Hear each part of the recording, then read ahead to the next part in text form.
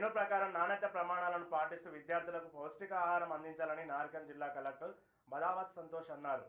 కొల్లాపూర్ పట్టణం నుండి జిల్లా పరిషత్ బాలికల ఉన్నత పాఠశాలను సందర్శించి విద్యార్థులతో కలిసి సంపత్తి మధ్యాహ్న భోజనం చేశారు. కలెక్టర్ విద్యార్థులతో మమేకమై భోజనం చేయడమే కాకుండా వారి అభ్యాస పరిస్థితులను తెలుసుకోవడానికి ప్రాధాన్యత ఇవ్వడం, వారి సమస్యను తెలుసుకోవడం ద్వారా ఆచరణాత్మక పరిష్కారాలను సూచించారు. అంతేకాకుండా భోజనం తయారు చేసే సిబ్బందిని వ్యక్తిగతంగా ప్రశంసించడం ద్వారా వారు చేసే సేవకు గౌరవం చూపించారు. విద్యార్థుల కోసం ప్రతిరోజు రుచికరమైన మరియు పోషకమైన భోజనం అందించాల్సిందిగా వంట సిబ్బందిని ప్రోత్సహించడం ముఖ్యమని అన్నారు. ముఖ్యంగా 10వ తరగతిలో అత్యుత్తమ మార్కులు సాధించే విద్యార్థులకు మొబైల్ ఫోన్ బహుమతిగా అందజేస్తామని హామీ ఇచ్చారు. విద్యార్థుల్లో మెరుగైన ఫలితాలు సాధించడమే ప్రేరణ కలిగించారు.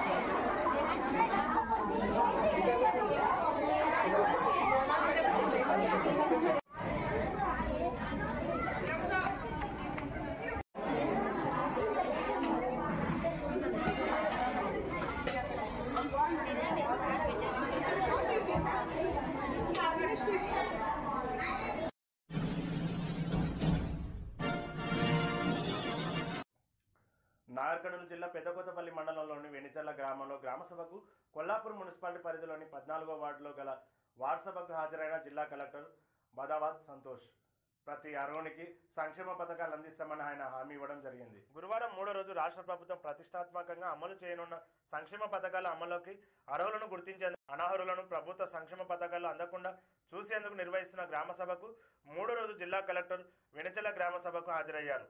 గ్రామ సభలో అధికారులు ప్రాథమికంగా సేకరించిన అర్హుల సమాచారాన్ని చదివి వినిపించారు. ఈ సందర్భంగా ఆయన మాట్లాడుతూ దరఖాస్తు చేసుకున్న అర్హులైన ప్రతి ఒక్కరికి సంక్షేమ పథకాలు అందుతాయని అన్నారు. గతంలో దరఖాస్తు చేసుకుని వారు కూడా కంగారు పడవద్దని, ఇప్పుడు కూడా దరఖాస్తు చేసుకోవచ్చని, ఇది నిరంతర ప్రక్రియ అని తెలిపారు. కార్యక్రమంలో RDO Bansilal, nodal officer Yadagiri, municipal commissioner Srinivas Murthy, municipal chairman Ramya, తహసీల్దార్, ఎంపీడీఓ, ప్రజాప్రతినిధులు, గ్రామస్తులు, ప్రజలు తదితరులు నియోజకవర్గ అభివృద్ధికి అహర్నిశలు కృషి చేస్తున్నారని చెప్పి మీకు అందరికీ తెలియజేస్తున్నాను.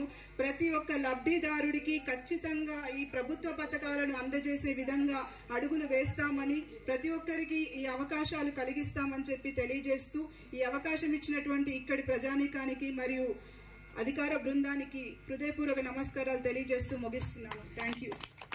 ఈరోజు ఈ 14వ వార్డులో వార్డు సభకి వచ్చిన చైర్పర్సన్ గారికి, ఆర్డీఓ గారికి, స్పెషల్ ఆఫీసర్, నోడల్ ఆఫీసర్ గారికి, తహసీల్దార్ గారికి, అట్లానే మున్సిపల్ కమిషనర్ గారికి, లోకల్ కౌన్సిలర్ గారికి, ఇంకా ఇక్కడికి వచ్చిన ఈ వార్డు నుంచి వచ్చిన ప్రజలందరికీ కూడా నా నమస్కారాలు.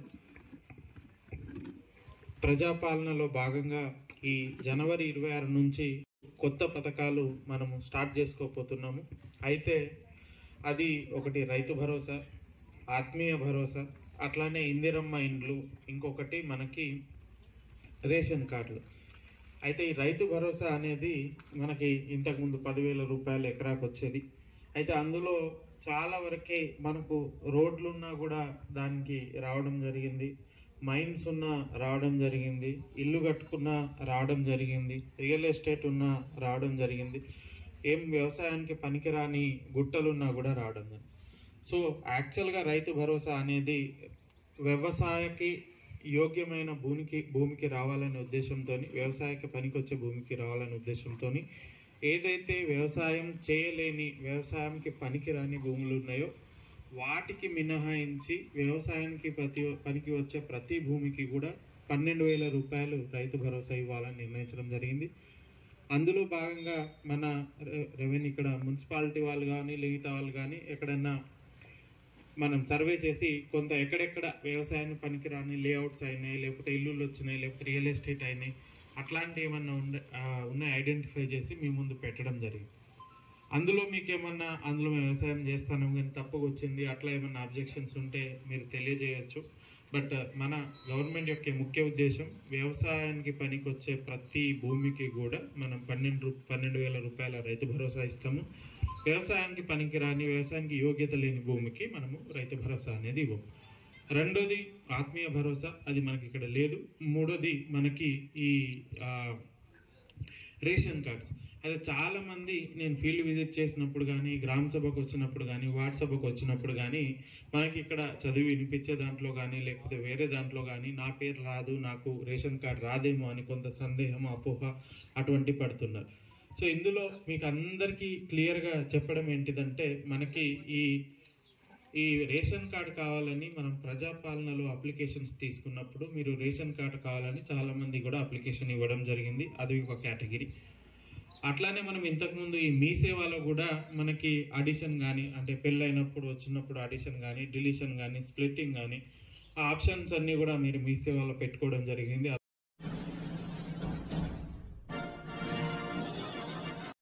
రాష్ట్ర హైకోర్టు ఆదేశానుసారం జిల్లా న్యాయ సేవ అధికార సంస్థ నార్కర్నూలు వారి ఆధ్వర్యంలో జిల్లా కోర్టు ప్రాంగణంలో నిర్వహించిన 2 రోజుల training programme for legal services unit NALS legal services to person with mental illness and with intellectual disability scheme కార్యక్రమానికి ముఖ్య అతిథిగా జిల్లా ప్రధాన న్యాయమూర్తి డి రాజేష్ బాబు పాల్గొని జ్యోతి ప్రజ్వలన చేసి ప్రారంభం చేశారు. వాళ్ళు ఆలోచించుకోలేక బ్రతకలేకపోవడం, కొన్నిసార్లు ఇట్లాంటి మెంటల్ డిసేబిలిటీ వల్ల వాళ్ళు నేరము ఎంత నేరమైనా వాళ్ళు తెలియదు కాబట్టి వాళ్ళు చేస్తారు. చట్టంలో ఏంటంటే తెలిసి చేస్తేనే అది నేరం, ఉద్దేశపూర్వక. తెలియకుండా చేస్తే అంటే మామూలు మనుషులు కాదు, వాళ్ళకి మెంటల్ డిసేబిలిటీ వల్ల నేరం చేశారనుకోండి, దానికి ఎగ్జామ్షన్ ఉంది చట్టాలు. వాళ్ళు చేయమని కాదు, వాళ్ళకి తెలియదు, వాళ్ళు ఏం చేస్తున్నారో వాళ్ళకి తెలియదు. రీసెంట్గా కూడా మన జైల్లో ఒక అతను భార్యని చంపేశాడు, జైల్లో ఉన్నాడు. తెలియదు అతనికి ఏం చేస్తున్నాడో తెలియదు, భార్యని చంపేశాడు. ఆయన్ని మళ్ళీ మనం మెంటల్గా మనం ట్రీట్మెంట్ చేయించాం. ఇప్పుడు కొద్దిగా నార్మల్గా ఉంది. మన బాధ్యత ఇప్పుడు ఈ స్కీమ్లో, ఇది మరి ఆనరబుల్ సుప్రీంకోర్టు వారు పెట్టిన స్కీమ్, మరి దీనికి సెంట్రల్ గవర్నమెంట్ కానీ స్టేట్ గవర్నమెంట్ కానీ అందరూ కూడా ఆమోదించి మనకి దీంతో ఒక బడ్జెట్ అంటూ క్రియేట్ చేసి మరి ఇలాంటి మెంటల్గా మరి ఇల్ హెల్త్గా ఉన్నవాడు అంటే అందరినీ కూడా ఒక గ్యాదరింగ్ చేసుకుని మరి రెవెన్యూ వాళ్ళని ఎంక్వైరీ చేయడం, మరి పోలీస్ వారిని ఎంక్వైరీ చేయడం, మరి ఆర్టీసీ బస్ స్టాండ్స్లో ఇలాంటి వాళ్ళు ఎవరున్నా సరే మనం అందరం మన బాధ్యతగా మనం నేమ్స్, వాళ్ళ డీటెయిల్స్ అన్నీ గ్యాదర్ చేసుకొని మన నాగర్ కర్నూలుని ఇట్లాంటి వాళ్ళందరూ ఎవరున్నా సరే ఎవరికైతే ఇలాంటి ట్రీట్మెంట్ ఇవ్వాలి మనం ఈ ప్రోగ్రాం మనందరం కూడా, మీరు కూడా మీకు తెలిసిన వాళ్ళు ఇట్లా ఎవరైనా మెంటల్గా పిచ్చిగా ఉండి తిరగడం, మరి నేను బోత్లో చేశాను ఒకసారి. చేసినప్పుడు అతనికి ఒక పిచ్చి ఏంటంటే గ్లాస్ బాగా కొడితే రాయి. నార్కల్ విశ్రాంతి ఉద్యోగస్తుల సంఘం ఆధ్వర్యంలో సంఘం భవనం రాధాకృష్ణ భవనంలో చరిత్ర పుటలో అమరుడైన సుభాష్ చంద్రబోస్ 120వ జయంతి వేడుకలు ఘనంగా నిర్వహించారు.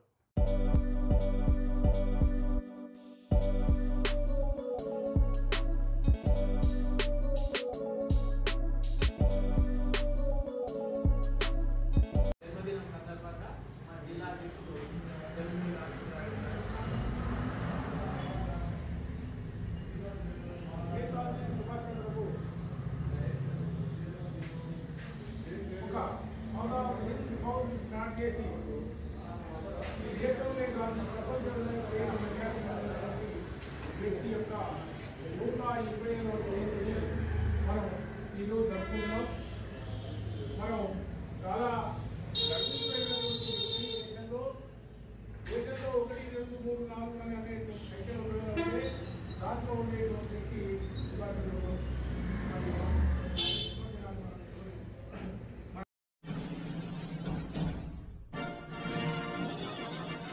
బిజీగా ఉండే పోలీసులకు క్రీడలు మానసిక శారీరక దృఢత్వాన్ని కలిగించడంతో పాటు పని ఒత్తిడిని ఉపశమనం లభిస్తుందని రాష్ట్ర ఎక్సైజ్ పర్యాటక సాంస్కృతిక శాఖ మంత్రి జూపల్లి కృష్ణారావు అన్నారు.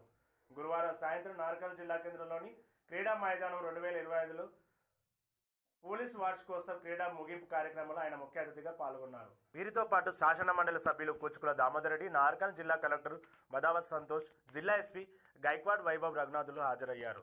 వివిధ స్థాయిలో పోలీసు అధికారులకు గత 3 రోజులుగా నిర్వహించిన వివిధ క్రీడా పోటీల్లో ఉత్తమ ప్రతిభ చూపిన విజేతలకు మంత్రి, కలెక్టర్, ఎమ్మెల్సీ, ఎస్పీ బహుమతులు ప్రదానం చేశారు. ఈ సందర్భంగా మంత్రి మాట్లాడుతూ క్రీడా పోటీలో పాల్గొనడం వల్ల ఉద్యోగుల మధ్య ఐక్యత పెరుగుతుందన్నారు. ఎంతో పని ఒత్తిడిలో బాధ్యతాయుక్తంగా విధులు నిర్వహిస్తున్న పోలీసు వారికి స్పోర్ట్స్ మీట్ అనేది చాలా అవసరమని, ఈ యొక్క స్పోర్ట్స్ మీట్ వల్ల మరింత ఉత్సాహంతో విధులు నిర్వహించవచ్చని అన్నారు. మంచి ఆరోగ్యమే ఒక సంపద, మంచి ఆరోగ్యమే మనకు లభించాలంటే స్పోర్ట్స్ ద్వారానే వస్తుందని మంత్రి జూపల్లి కృష్ణారావు అన్నారు. పోలీసు అధికారుల పని ఒత్తిడి నుండి ఉపశమనం పొందేందుకు ఇలాంటి క్రీడలు నిర్వహించిన జిల్లా ఎస్పీని మంత్రి జూపల్లి కృష్ణారావు అభినందించారు.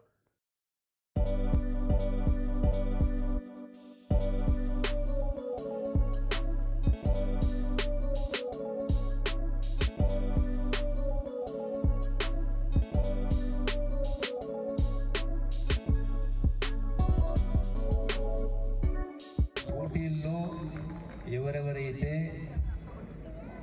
ఫస్ట్ ప్రైజ్ తీసుకుంటా ఉన్నారో వాళ్ళందరినీ కూడా కంగ్రాచులేట్ చేస్తూ, నాట్ ఓన్లీ ఫస్ట్ ప్రైజ్, ఇలా పార్టిసిపేట్ అయిన వాళ్ళందరినీ కూడా నేను శుభాకాంక్షలు తెలియజేస్తాను. ఈరోజు ఒకరికి రావచ్చు, రేపు ఇంకో. ఈ ఆట పోటీలు అనేది, వ్యాయామం అనేది, ఇవన్నీ కూడా దైనందిన జీవితంలో నిత్యం కూడా బాగా కావాలి ప్రతి మనిషి జీవితంలో. వ్యాయామమా, స్పోర్ట్సా, ఆర్ట్సా, కల్చరా, ఏదోటి 1 గంట సేపు మనది కాదనుకుంటే ₹1 ఖర్చు కాదు, కానీ నిండు 100 ఏళ్ల జీవితం మొత్తం మనది అవుతుంది. అంటే 100% they are fit for national competitions. వచ్చే భవిష్యత్తులో ఒలింపిక్స్ స్థాయి అయ్యే వరకు aim at that level goal అది పెట్టుకోండి. But nothing is impossible for a willing mind. So ఆ ప్రయత్నం చేయాలి. ఎందుకంటే ఇక్కడ ఏ హాస్పిటల్ చూసినా లక్షలాది మంది ప్రతి హాస్పిటల్లో కిక్కిరిస్తున్నట్టుగా, అంటే మొదటి సినిమా కనుక మొన్న మధ్య వచ్చే కదా ఏది ఆ పుష్ప 2, అంటే ఒకరి మీద ఒకటి టికెట్లు కొనుక్కునే ప్రయత్నం. అంటే అట్లా ప్రతి హాస్పిటల్ రష్ ఉంటుంది. ఎందుకంటే ఈ పని, అంటే ఈ కార్యక్రమం చేయని కారణంగా, అంటే మనం చేయని కారణంగా ఎలా ఆ పరిస్థితి దాపరుస్తూ ఉంది. లక్షల రూపాయలు అప్పులు అవుతా ఉన్నాయి, ఆస్తులు అమ్ముతా ఉన్నారు, కన్న బిడ్డలు కూడా మనం చూసినాం. సో ఆ పరిస్థితి కావాలంటే అటువంటి పరిస్థితి దాపరించకుండా ఉండాలంటే ఇలా యువత కూడా విజ్ఞప్తి చేస్తున్నా, పోలీస్ డిపార్ట్మెంట్ అనేటువంటి వీళ్ళందరినీ కూడా మీరు ఆదర్శం తీసుకోవాలి. 1 గంట సేపు. అదే స్పోర్ట్స్ ఆడాలంటే మాకు స్టేడియం లేదంటారు. అదే స్టేడియం లేకపోతే ఉరికనికి రోడ్డు లేదా, ఎక్సైజ్కి ఎంత 10x10 ఫీట్ చాలు ఏదో ఒక ఎక్సైజ్ చేయడానికి. సో కాబట్టి మిమ్మల్ని స్ఫూర్తిగా తీసుకుంటూ, రెండవ విషయంలో మిమ్మల్ని అభినందిస్తాం. ఎందుకంటే ఈ రోజున రాష్ట్రంలో ఈ ప్రభుత్వానికి నేనేమంటా ఉన్నా, ఇందిరమ్మ ప్రభుత్వం, ప్రజాప్రభుత్వం, ప్రజా పరిపాలన, ఈ ప్రభుత్వాలకు మంచి పేరు రావాలంటే అది మీ చేతుల్లో ఉంది. అది చేస్తా ఉన్నారు కాబట్టి మీ బాధ్యతను సక్రమంగా నిర్వర్తిస్తారు కాబట్టి మిమ్మల్ని